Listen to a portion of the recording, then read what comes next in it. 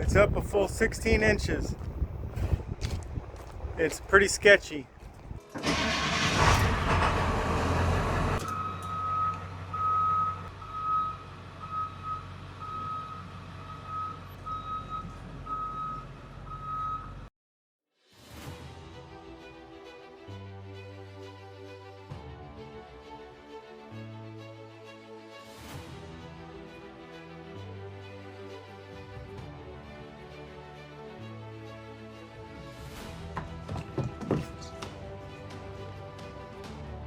Welcome back to Yellow Brick Rome. In this video, I'm going to show you exactly how I do this pro level roof raise.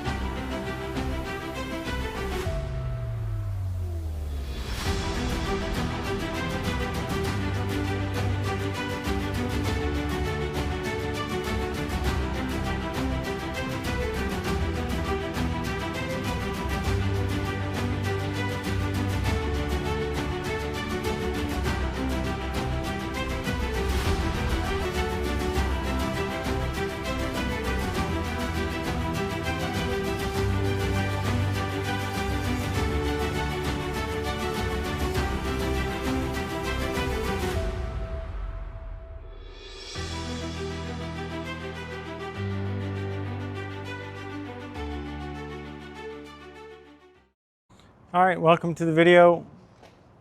So this is going to be a very long video, and I'm actually going to break it into two parts. The first part will be the roof raise, and the second part will be putting the sheet metal on. I'm going to make these videos in a step-by-step fashion. So I'm going to have step 1, step 2, step 3, and the order in which they should be done. So I don't know if you know by now, but this is not a budget build at all. I'm taking a lot of time to make things right and redo them if necessary. I had no problem removing hundreds of rivets on the sheet metal, which you'll see, to make sure that everything was right. I want a really nice finished product. I want a strong finished product, and I want something that's going to last. So if that's what you want, I'm going to show you how I did it. Here we go. All right, so step 1 is to protect all glass and surfaces that you don't want damaged from cutting and welding. In my case, I'm going to be building a custom dash, so I won't be protecting it in this video. So I took all the windows out, hopefully for the last time. They're so annoying. And look at there. There's one more straggler. All right, I got the front windshield and window covered, protected because of the cuts I'm going to make over here. They're going to shoot hot sparks at the window, and I don't want to damage it.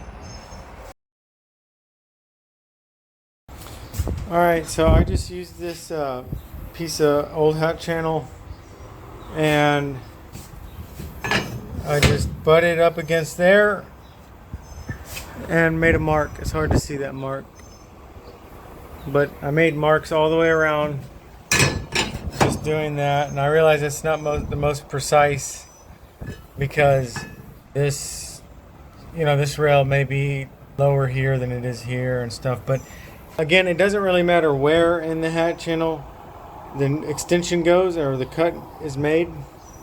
So I'm just using this as a quick bam, draw a line, and then I'm going to do the clean up about 1 inch above and below here all the way around with this wire wheel. And I'm just going to clean off all the paint. I wanted to chime in here and let you know that the wire wheel is not really the right tool for the job in this case, because there is a layer of galvanizing on the hat channels, and that needs to be completely removed before any welding is done. So I recommend you use something more aggressive that can get that galvanizing layer out, such as a grinding wheel or a heavy sandpaper, something like that. Come to weld the new extension in, I'll have nice clean metal to weld to. And I just put the hat channel back on to double check that I cleaned off the right area. on both sides, and that looks good. So I'm just going to do that all the way around.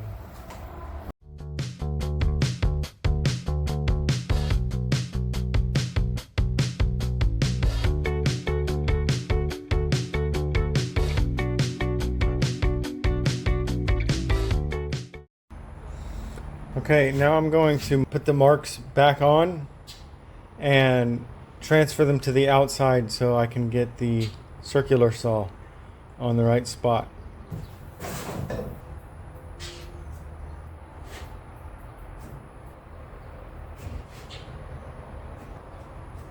And I'm just going to use this square to transfer the line.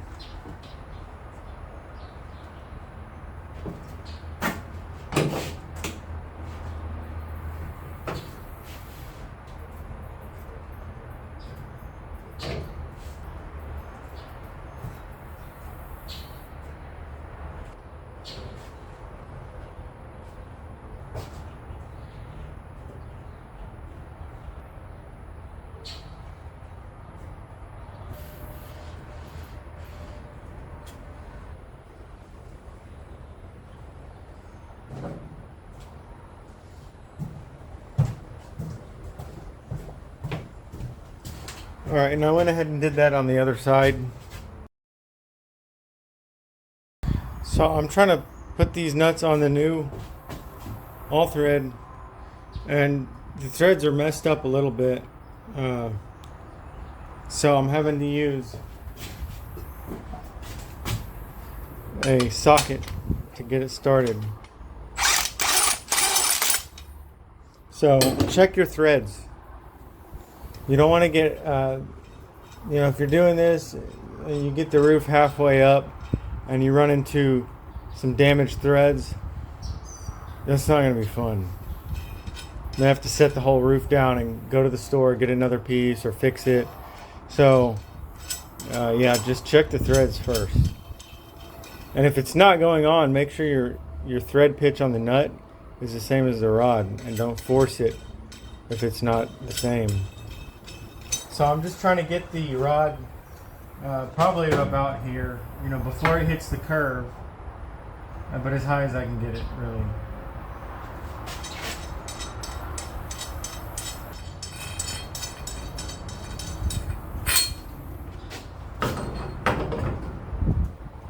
That's about good. So I got it about there. Not when it's hitting, not way too low. I want to get it as high as I can because it's going to need to move up anyway later. Might as well get it as close as I can now. So none of this stuff has to be super perfect, but it's got to be pretty close. Because one thing off, if this is off a little bit and you go up on the roof and it's off a little bit, and then your hat channel welds are off a little bit, then you end up with something that's really off.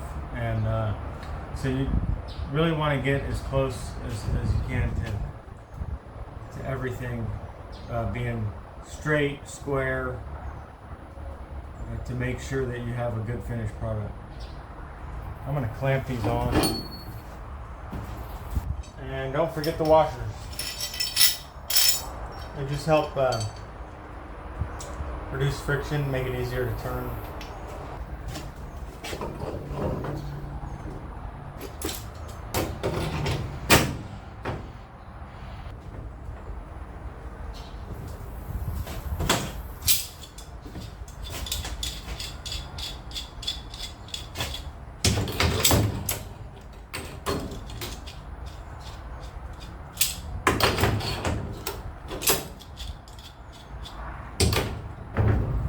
And a good check is just make sure this spins freely. The battery is disconnected. Battery of the bus, so that I don't damage the computers.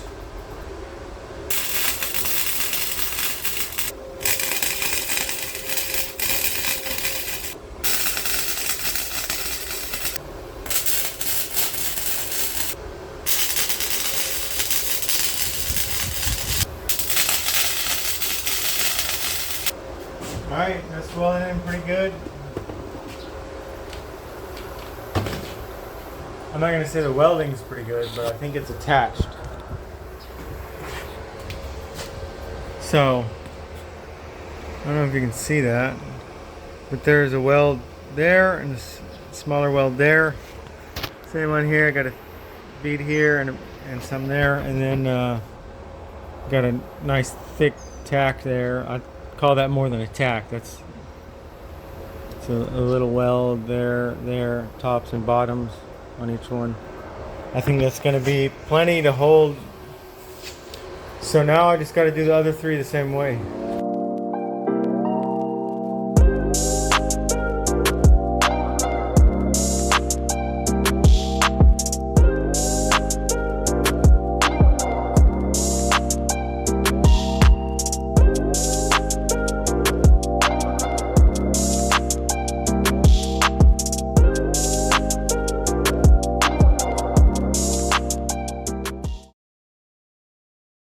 Alright, so the next thing I need to do before I can cut the roof is this.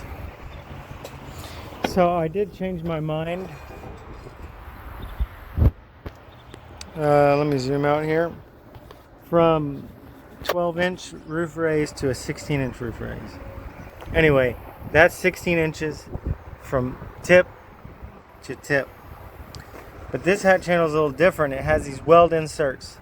These are just for aligning and a backing for the weld, so that when I extend the hat channel, I can get a nice thick weld and it'll strengthen that connection. So I want to keep costs down, since I already lost $600 on not using those, is I had the local fabricator make me these without the inserts. So I'm going to put these on my saw, and I'm going to cut right before the welds so I can free this piece out, and then I will weld them in on that one. There are 20 hat channels in total, 2 pieces on each, so I need to make 40 cuts. Alright, so step 5 is a step that most people won't have to take, but I will give you some words of advice to thoroughly measure and make sure you know how much you want to raise the roof. Take into account the floor height, the ceiling height, and how much headroom you're going to have left. I originally bought the hat channels off Skoolie.com. They were made very well, and they had the weld inserts. But I also miscounted the amount of hat channels I needed. I only accounted for the ones in between each window. But really, what you need to do is, once the bus is completely stripped out, you count the ribs on the roof all the way from the very front to the very back. And however many ribs you have, you double it, and that's how many hat channels, at least that I needed. So just make sure you have the right amount of hat channels, and the hat channels in the length that are going to best suit your needs.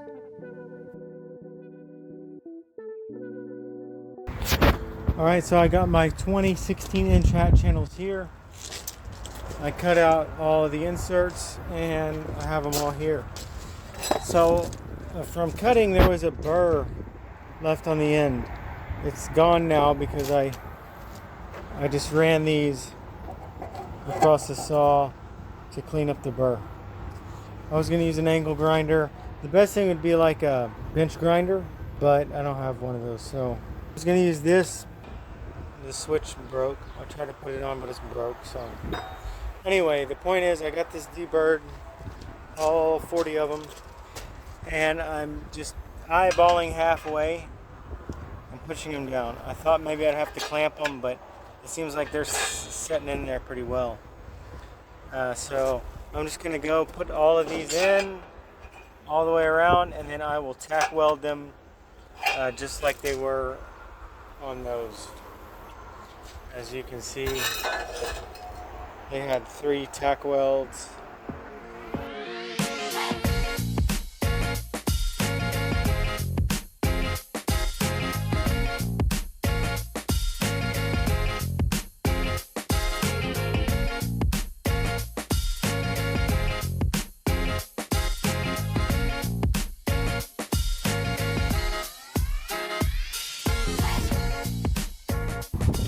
Alright, here's a stack of finished hat channels. They're all done and look pretty good from the outside. The welds are pretty crappy, but that really doesn't matter. These aren't structural welds. They're not going to be seen, so. Alright, so the reason I said that the welds don't matter is because they really don't on those weld inserts. The only reason those are there is so that you can get a thicker, hotter weld that can penetrate the hat channel well. On thinner metal like this, it's easy to blow through if you're welding really hot. So these backers help you get a nice thick weld, and they add material to help strengthen the joint. But these tack welds that I have are just to hold them in place while I'm mocking everything up and until I get everything welded in. They technically don't even need to be there, really.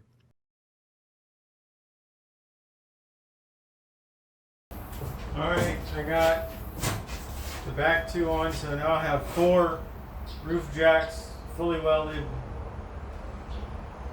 Now it's time to start making cuts. So I'm going to start on the hard stuff first. I mean, none of it's easy, but cutting across the top of this line right here, right, you can't see it, but it's in there, right there, and right across on that Sharpie line. And then cut all the braces here, all 4 of them. And then there is an inside weld right in there that I need to separate from that hat channel there. And then all across that beam, those 3 cuts. So I'm gonna start with that stuff first.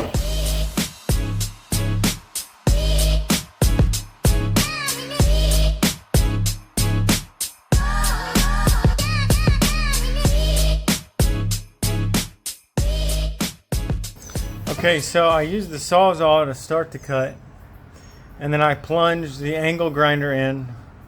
Let me get closer in there. And got most of the way through. And you know, since I cut this and took these upper rivets out, this can flex out enough to where I can make a cut without cutting through here. I nicked it, but it's not anywhere close to cutting all the way through. And then on the inside, there's that sheet right there, so I still have to be careful. But I am almost all the way through. I have a little piece of metal there and a little piece in that corner. So I'm going to finish it off with the oscillating tool. This thing.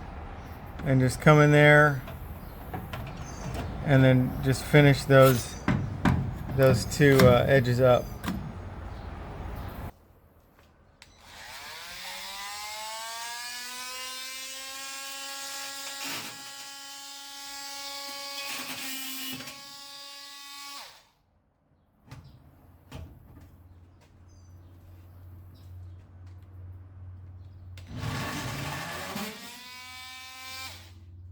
I find it easier to insert the blade first and then turn the tool on. Unlike a saw, you wouldn't want to do that, but this is a little different.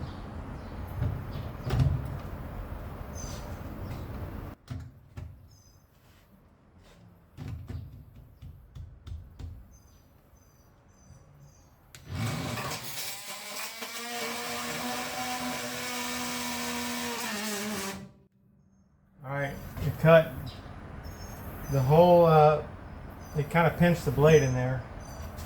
The whole wall moved. Alright, there we go.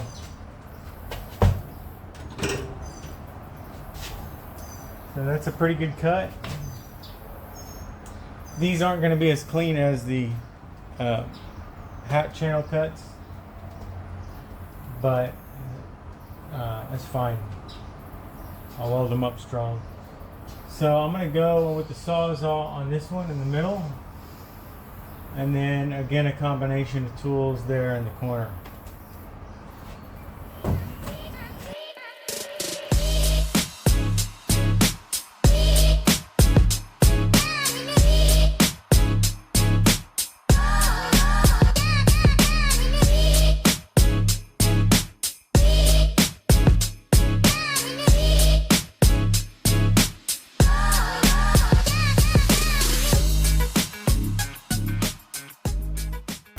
Okay, so ideally, I think a 7-inch angle grinder would be able to plunge cut all the way through that. That's as far as I could go with the 4.5-inch angle grinder.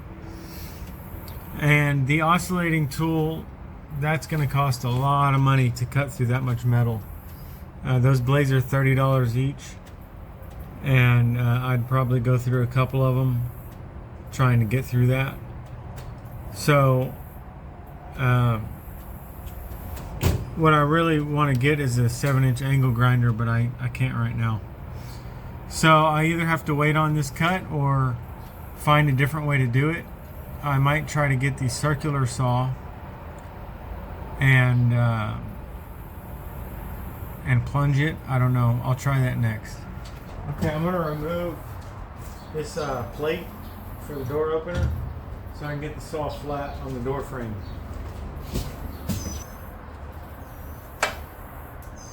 Alright, it might do it. I don't know. I'm going to try.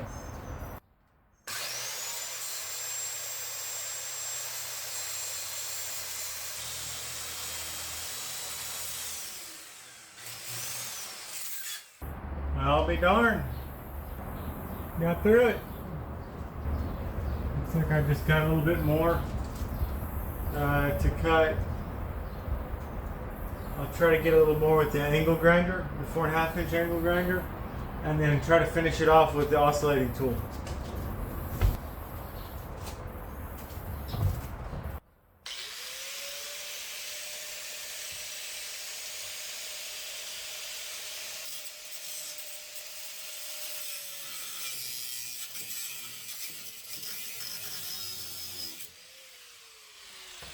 I got just a little bit to go with the oscillating tool.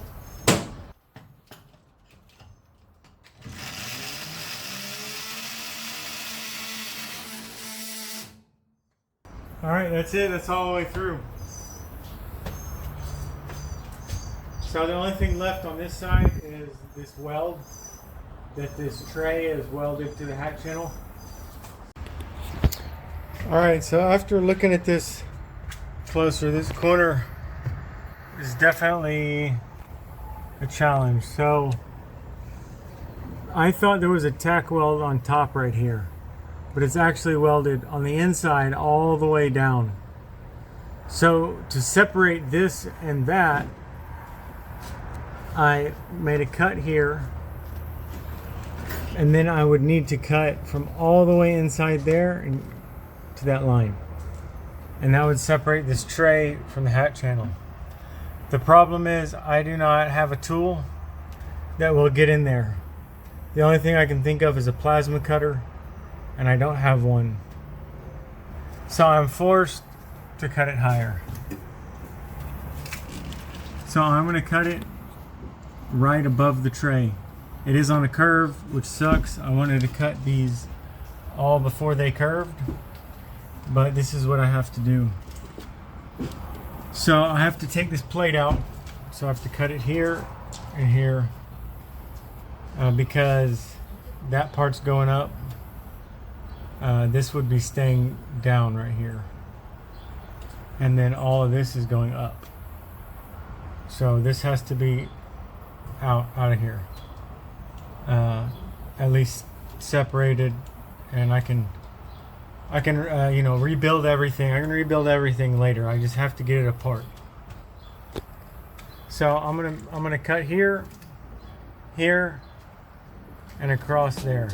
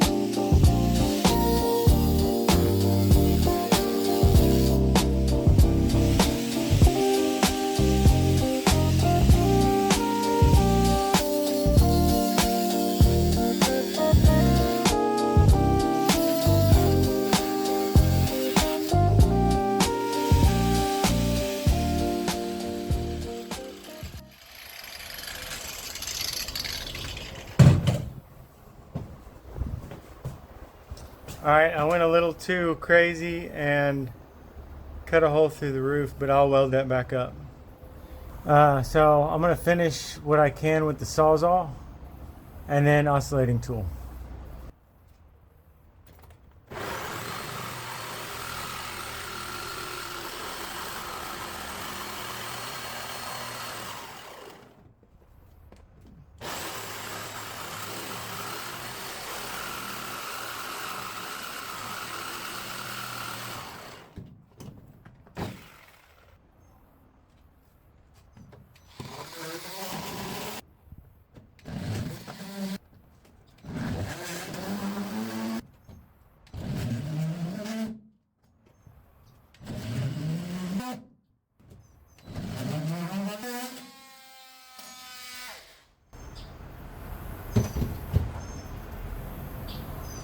Fully cut, and I went ahead and cut that brace I just made just a cut with an angle grinder just to separate it for now. I might remove these completely and rebuild a support structure in here. And I cut that one and that one. So now I'm going to go for these 3 cuts.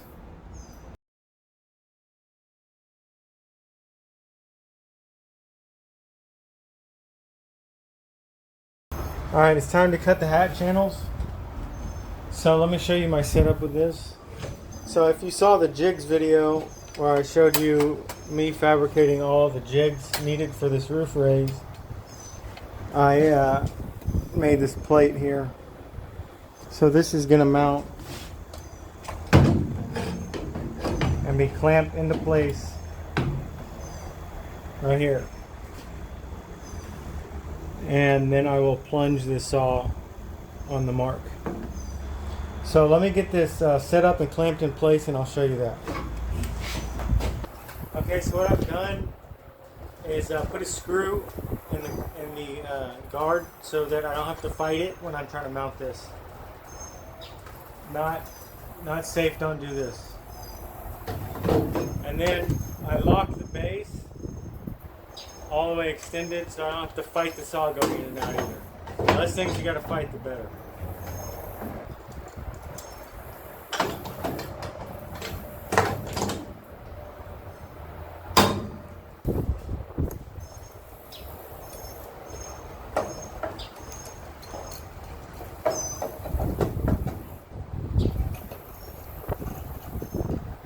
So I'm just clamping down the base.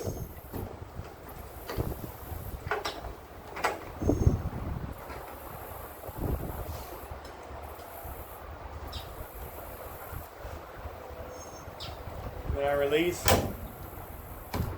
So this saw is not made to do this. So it's loose, very loose here. So my cuts aren't really straight. They're as straight as I can get them. So I would probably build a different jig with a plunge saw, or just a better saw that's not so loose on here. Yeah, I would invest more time and money into a better tool / setup to do this right. But this is what I got right now, and this is what I'm going to use.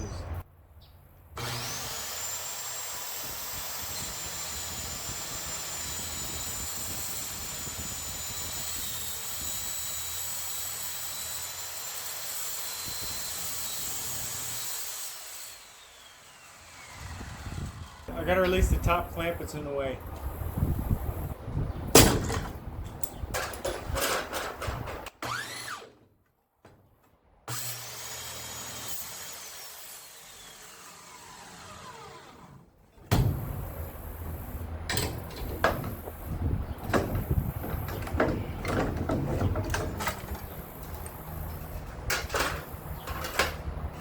And now I can check for square.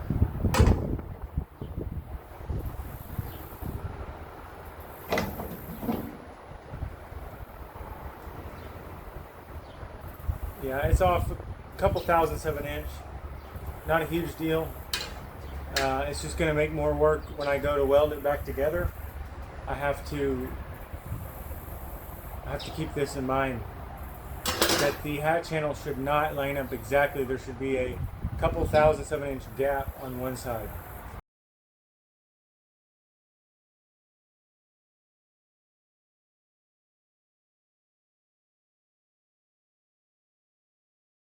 Alright, my phone is about to die, and it's taken me about all day, but I got everything cut, I think. So I'm going to start trying to jack it and see if it goes up. I already have it up a little bit, and you can see, I don't know if you can see from there, but I have it up just a little bit so far.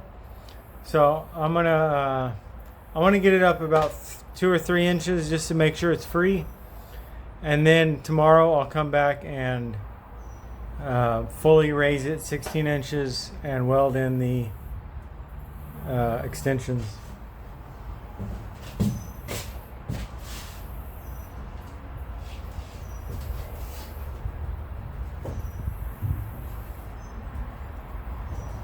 Oh yeah, it's coming.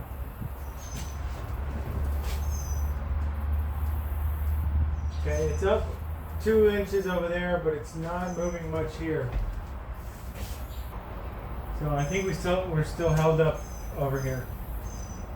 Okay, it was a rivet core that was holding in place. I popped it out, and it popped. So I think it's going to come up.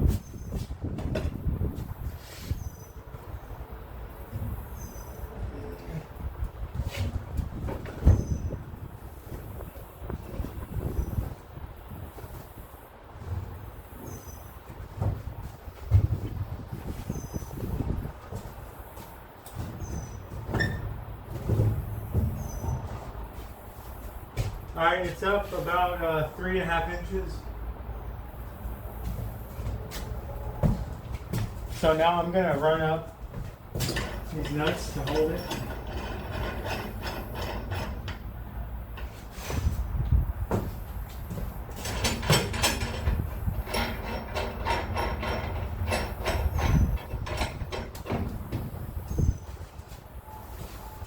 And then I can even let this down.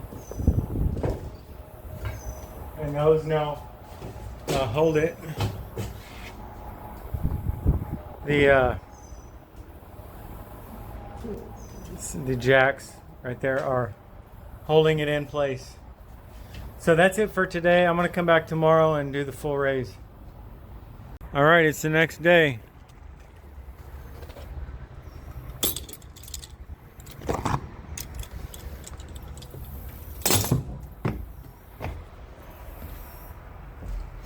So all I need to do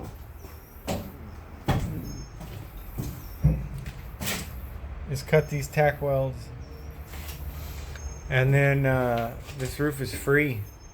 So what I'll do is go, from side to side, probably go 3 inches at a time, and then lock down the nuts as I go.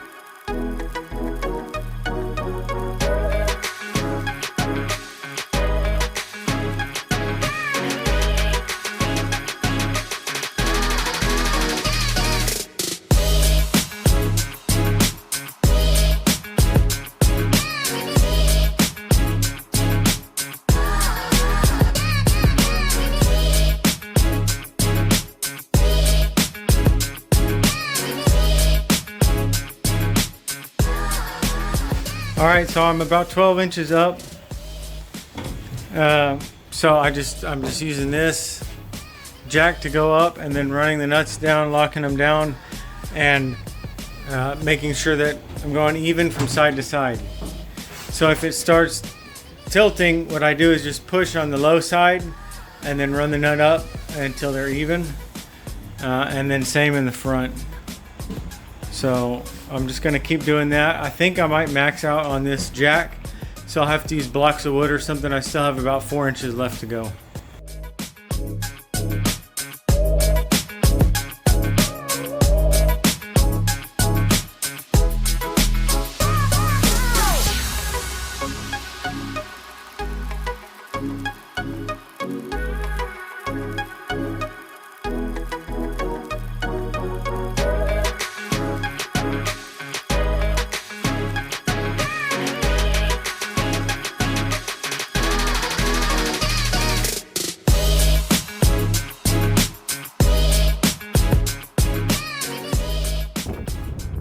It's up a full 16 inches.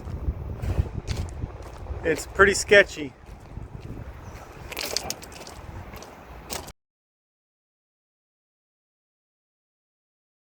All right, it's up a full 16 inches. I'm starting to get the hat channels in place. I'm making this video quick because this roof is moving with the wind and I want to get it as secured as quick as possible. Alright, this thing is finally up. I got it high enough to get the hat channels in, and then kind of slowly dropped it to close the gap. And then I also, let me show you, have a ratchet strap pulling it straight because it was off about a ½ inch that way. So I'm pulling the roof towards the body about a ½ inch. Okay, and then over there I don't have anything yet, but I will get something here in a minute. I'm going to check that the roof has not moved going forward and backward or side to side. I've already tacked in those two hat channels and this hat channel, and I'm going to show you how I tacked this one in. So I'm starting from the middle. And then working out and then going back. So from the middle out. So I'm going to do the 4 in the middle, and then I'll check for straightness and everything, and I can do a little bit of tweaking if I need to. But let me show you how I'm setting this up. So here comes the jig that I made in the jig video.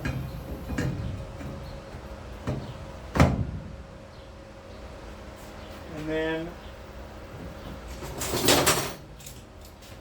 these clamps I'm putting towards the top and the very bottom.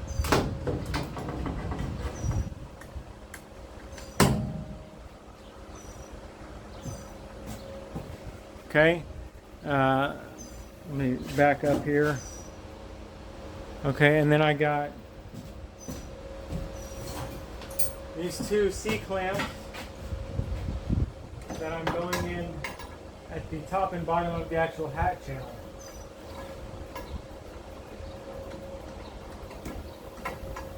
And that's just going to line that seam up a little better.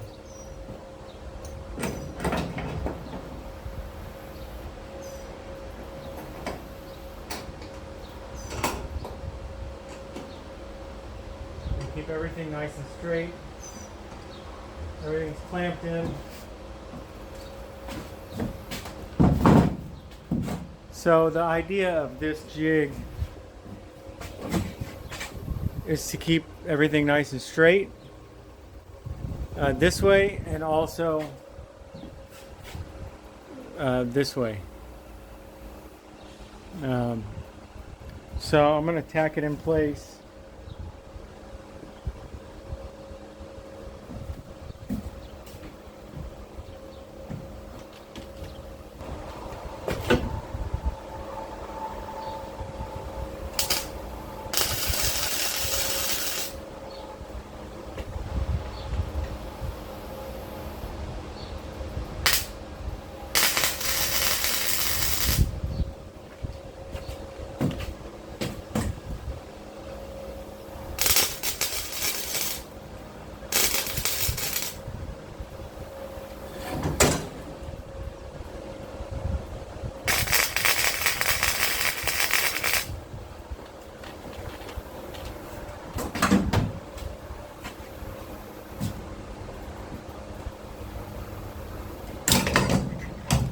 pop everything off.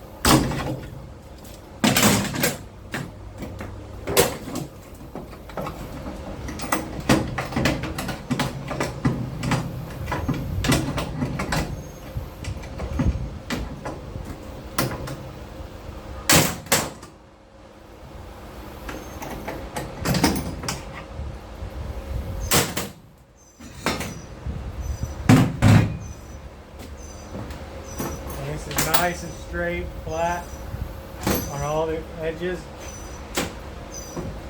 And when I get a level, not using a level with the bubble, because I don't know if the bus is flat. I didn't level it, so I'm not looking at the bubble. I'm just looking for straightness, and there are no gaps.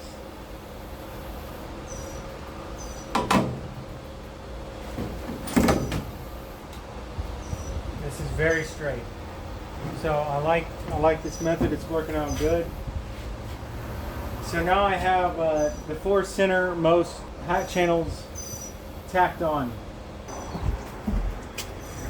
So now I can tell which rivet goes where, because there's a sealant on these two, and there's none on that one. And down here I can see where the sealant is missing. So I know the center hole must line up with that center hole. So I want to get this rafter square.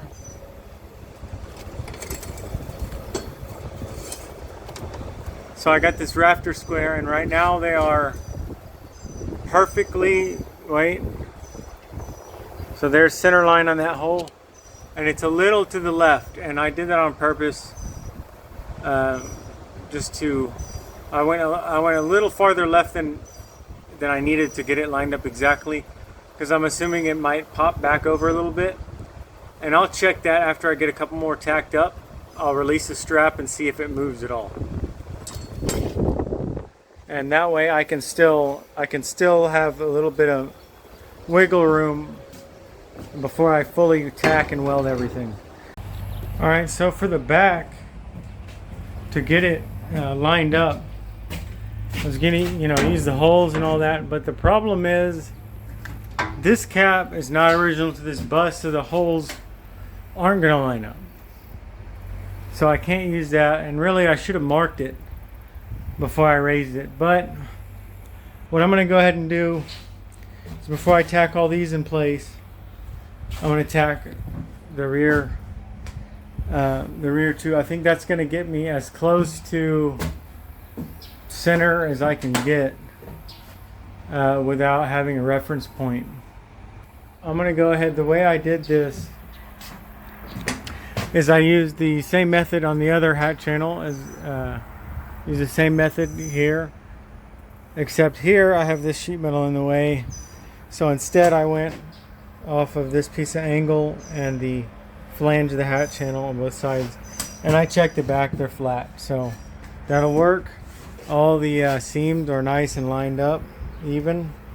Everything is straight, so I'm going to go ahead and tack it in place.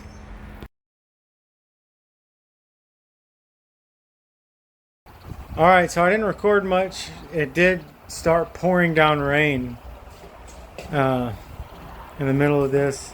So I was just stressed out, wanted to get it structurally sound. So I got all of these supports tacked in except for the ones by the screw jacks on each corner.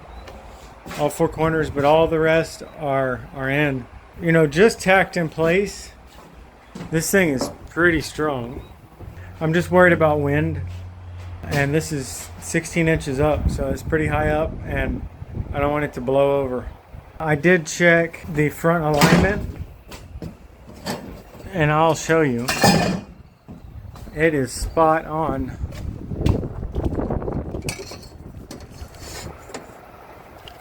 So there's center line of that hole. Bam. Beautiful, right on target. So I think everything is nice and square and straight. I have everything tacked in except the ones that had the jacks. And I went ahead and bent up this sheet metal for the rear cap, which will be in the sheet metal video. But I just did that because I wanted to make sure everything is gonna fit and looks like it lines up before I permanently weld everything. I need to put hat channels in here. All right, I removed the jacks on here and there, so now I gotta remove the ones in the back. So I'll put y'all on a tripod. This really sucks. Grinding in the summer because you can't put on protective equipment because it's too hot. So I gotta get molten hot sparks all over my face and arms, and it sucks, but I'm just gonna get it over with.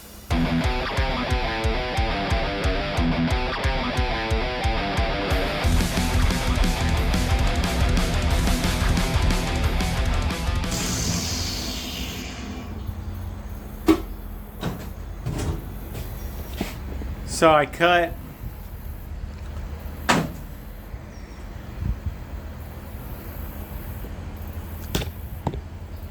when I welded it, I welded right there in that corner.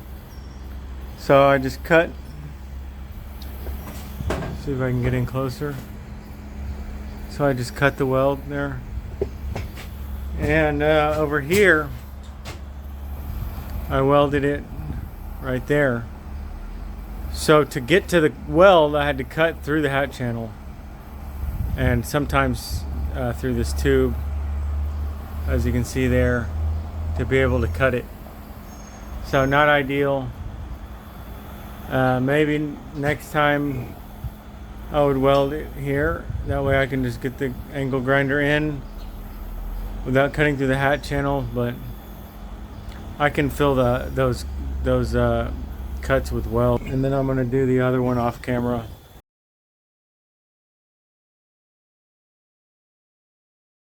All right, so I seem to have lost a couple minutes of video. What I did between the last clip and the next clip is I went around and welded all the hat channels in. I welded all of the hat channels in all the way around the bus. So nothing special on that. Nothing special with the welding.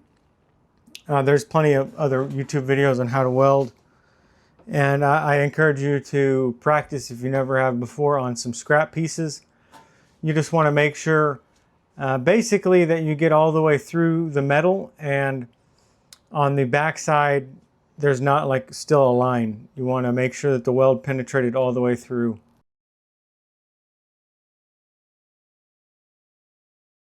Alright, so now what I'm going to do, what I've done is with the grinder kind of cleaned up the transitions from any weld that penetrated or any slight imperfection in the transition, just to make sure when I rivet it on it's not visible from the outside.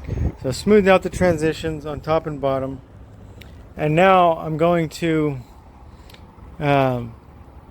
clean the hat channel real quick with a towel and acetone just to get any debris off.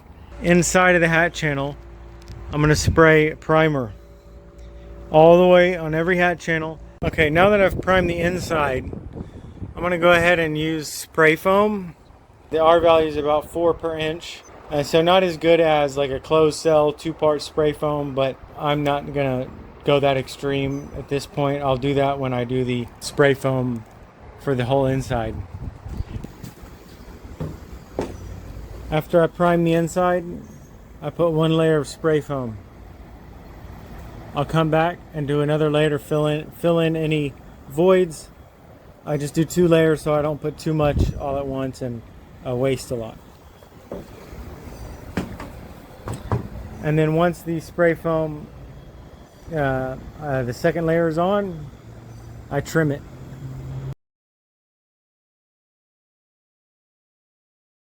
Here is the drill template. So what this is for is to bolt to the hat channel so that I have a template So I can drill the holes in the same spots every time, and it speeds the process up so I don't have to measure every single hole. So how did I make this? Use the rivet spacing tool, and I matched it up to the stock bus rivet pattern, and I transferred it onto this 3-inch piece of steel. I believe it's 1/8 of an inch thick, and I center punched and drilled the holes out.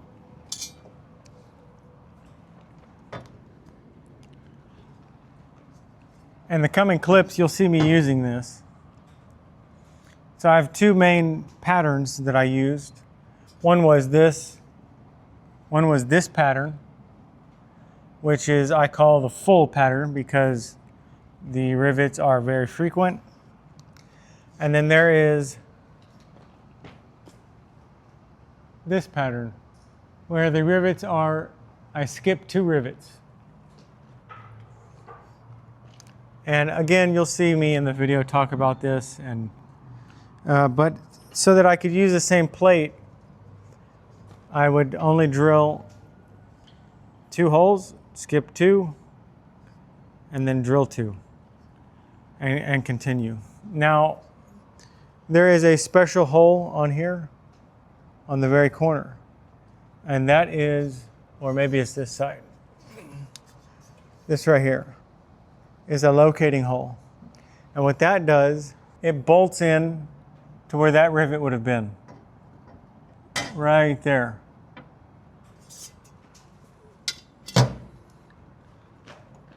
Because every hat channel has this hole for the rub rail, and they're all in the same spot.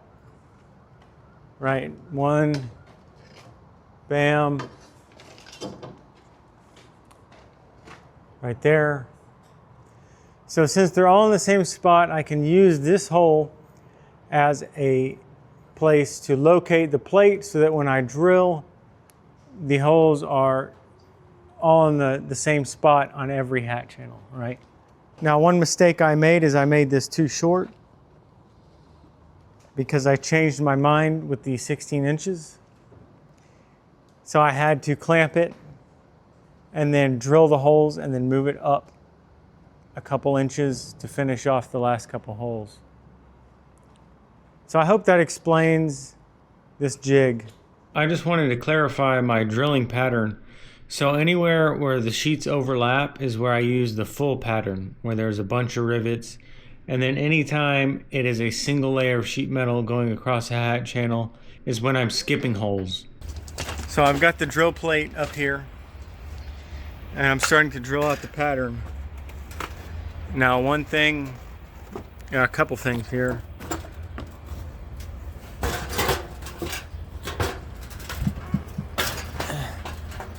So I had the plate secured with the locating hole with the bolt and a vice grip, but this plate was still moving because there's play on that bolt. So I clamped it in place. I don't know if you can see, but some of these just aren't drilled center because the plate was moving around. See the lip on the inside? So I just need to add more clamps to securely fasten it before I start drilling on the other ones. Shouldn't be a huge deal, probably won't be noticeable, but I want to keep everything as consistent as possible. I've been using this, and you know, it's a great drill. It has a lot of force, but I don't really think it's designed for repetitive use, like over and over and over, hundreds of holes back to back to back. I can only get about 3 or 4 holes at a time before it overheats and just shuts off. And you can see that cooling fan in there. I don't know if you can see it, but there's a cooling fan in the back of there. And I don't think these tools are designed with adequate cooling systems to keep them going in 100+ degree heat over and over and over and over again. So I'm going to try one of those bigger corded drills. Hopefully it has a better cooling system and can stand up to the repetitive drilling. Another thing is, you know, drilling itself. You know, I have it on speed 1, a very low RPM. If you go too high RPM, you're going to heat up the drill bit and burn it out. It's not going to work. So low speed, high pressure, and I'm dipping it in lubrication. Alright, so at this point in the video, I'm just going around drilling out my pattern on all the hat channels. So this video has gone on long enough. I'm going to stop it here. If this video is helpful, please like and subscribe. And if it wasn't, or if there's something I could have done to be more helpful, please let me know down in the comments. In the next video, I'm going to show you how I build out the front structure and how I hang the sheet metal on the bus. Thanks, see you in the next video.